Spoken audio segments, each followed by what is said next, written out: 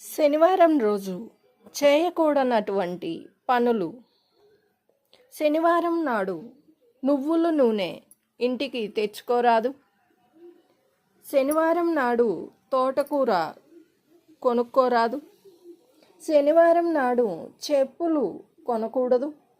శనివారం నాడు ఉప్పు ఇంటికి కొని తెచ్చుకోకూడదు. శనివారం మినప్పప్పు తెచ్చుకోకూడదు. కందులు, మినుములు ఇవన్నీ శనీశ్వరుడికి సంబంధించినవి కాబట్టి శనివారం రోజున కొని ఇంటికి తెచ్చుకోకూడదు.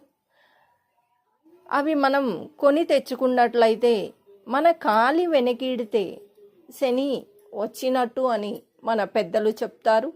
కావున మన పెద్దల మాట వినడం శ్రేయస్కరం. శ్రీమాత్రే నమః.